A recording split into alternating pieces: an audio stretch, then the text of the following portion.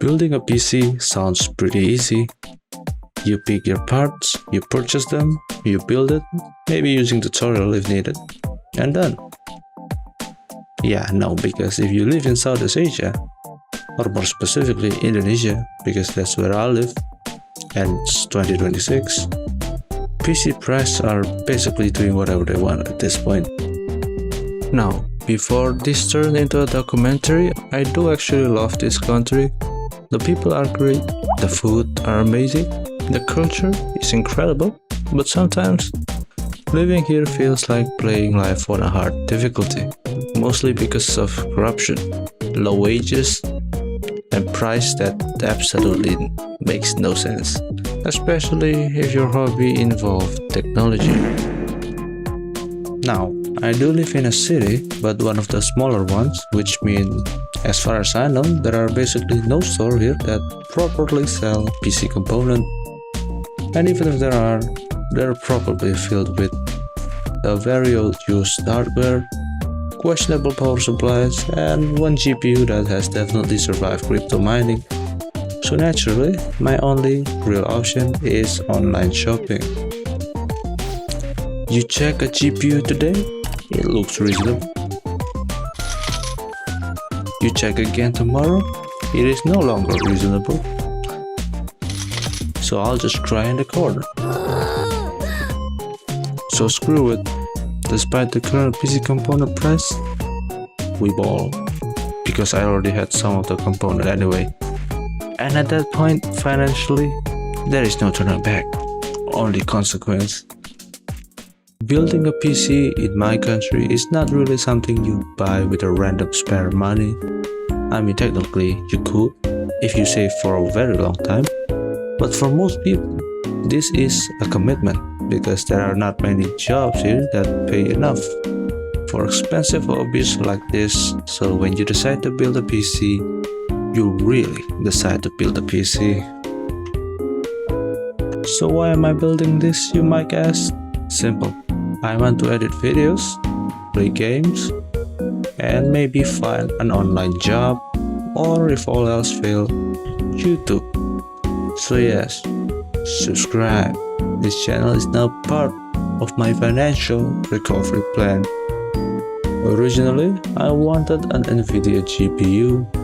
Then I saw the price, and suddenly AMD started looking very attractive. Mostly because it was cheaper, and because I enjoy eating food occasionally. Why am I not picking Intel, you might guess? Actually, I do plan to take an Intel card, but I have some extra cash, so I'll pick a better one and choose AMD.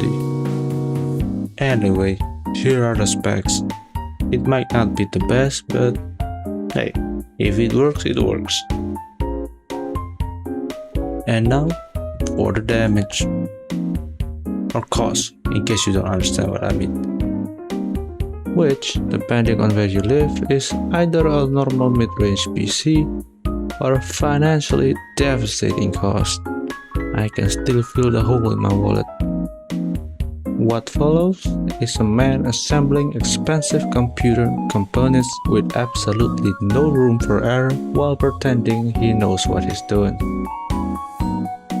And surprisingly, at first, everything was going smoothly, which honestly should have been my first warning sign. The first problem, the USB 3.0 front panel connector. Now, normally, this cable just plugs directly into the motherboard. Simple.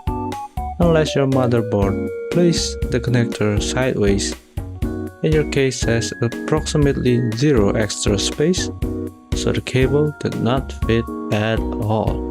At this point, there is only two options that I can do: buy a different case or slightly modify the laws of physics. So naturally, I started bending the case.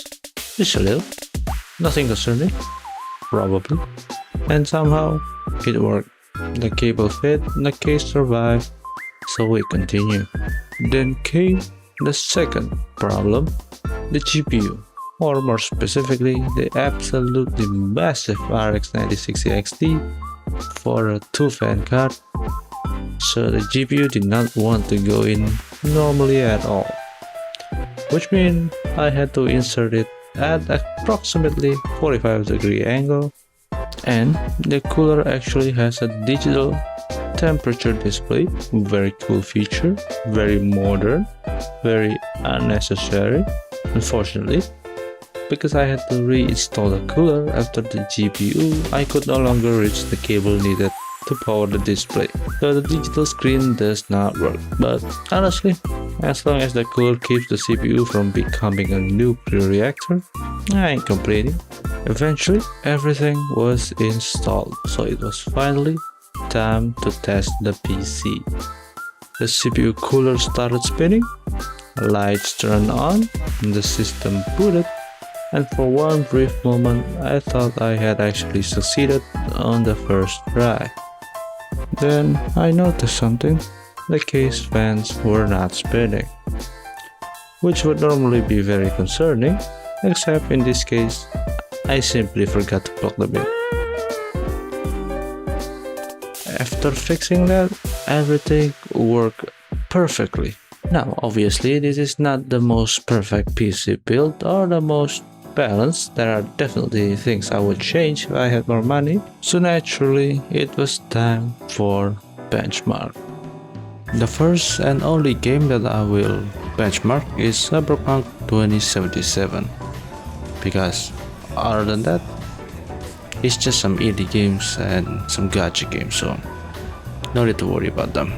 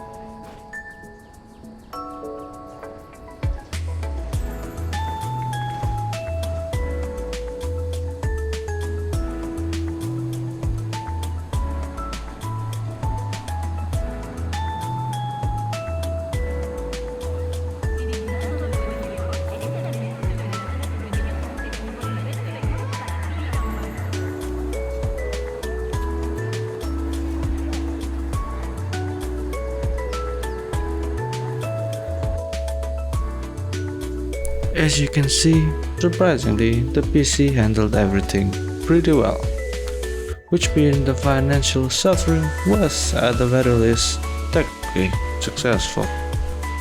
Alright, that's all I guess. If you have watched the video till the end, I appreciate it. And thank you very much. If you have any question, just ask me in a comment. See you next time. Bye bye.